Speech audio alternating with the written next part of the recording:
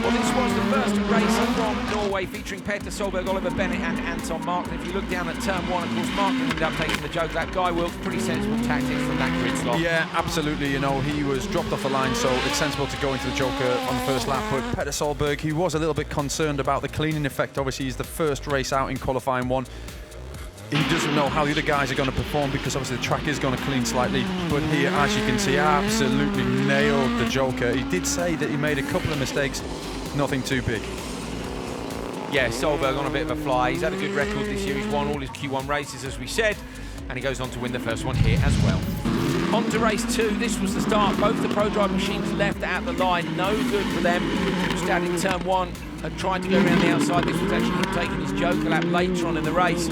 He then had contact in the background here. So have a look. Gregoire de Moustier runs the car wide. And then Rustad, in fact, did well to avoid him. So de Moustier had already lost the wheel, it seems. So the wheel must have come off earlier. Maybe de Moustier hit the barrier on the inside. Who knows? But Tommy Rustad, actually very unfortunate for that to happen right in front of him. But these two guys in the GCK cars, they're having a race of their own because of problems. They couldn't get one car started on the start line and stalled, and Milan Chisri ended up on the inside of the joker there, as we see it, on the gravel, parked for a long time.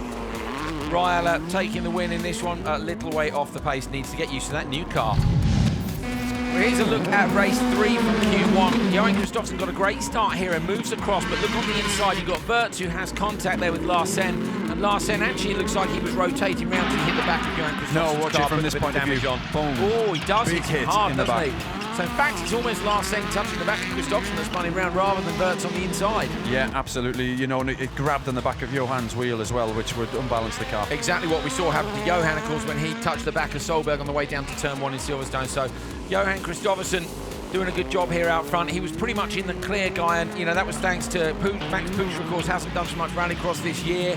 So Alex Wirtz is still learning it, and a super tidy joker. The corner sorted it all out, and that's where it all stopped because people had to deviate and take different lines, and somebody had to go to the joker. So Johan got a clean race, but let's be fair, you know, he's the most experienced and he's a world champion. Race 4, have a look at this down towards turn 1. So backward and the race with Loeb up towards the first corner. You can see he's just about got enough, and then in fact, because of course Loeb checks up on the brakes, backward gets the slingshot into the joker. Looks like he had that. Looked like he was going to be all on his own. Yeah, it looked like he had that strategy all along. But yeah, getting a bit crossed up and a bit tangled there. How much time would that have cost Loeb? Oh, a few tenths, nothing much. But the angle of the car is more scary than the time that is lost. This was last with probably the bravest joker lap of the year. Hashtag just send it, and he absolutely did on the handbrake and in. Couldn't get out there in front of backward. At this point, we thought backward was on the best strategy. Yeah, we maybe did, but the track was getting cleaner, but it's also getting more dusty, bizarrely. So, yeah, that was playing into, or not into the hands of these drivers, but Sebastian on the last lap, and Timur Timosianov obviously following it down, and Andreas backward knows right now. There's nothing but look at that. You can see from the left, he knows he's lost out to P2, and then unfortunately down to P3. So backward, still with a good start. You know, the fans will be pleased to see he's up there and on the pace. This is the dust. Guy Wilkes was calling it. You can see the visibility is actually pretty tricky. Last race then on Q1, and this one featuring 5 very fast drivers. It's Matthias Ekstrom and Timmy Hansen. Ekstrom, who looked like he might check up for turn 1, then decided not to. Timmy looked like he committed, then unfortunately ended up behind Matthias.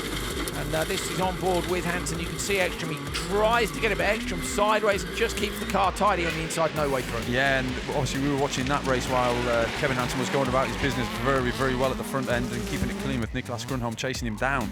Yeah, great job there. These two out front.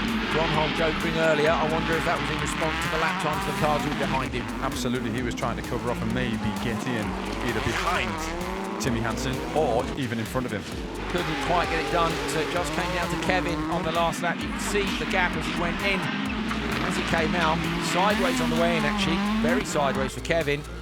Tidily though, up the inside, and watch here for Timmy, because Timmy manages to take advantage of the fact that Kevin has had a tiny little nudge on the inside of Ekstrom there, and he gets through as well. Final race of the day going to Kevin Hansen.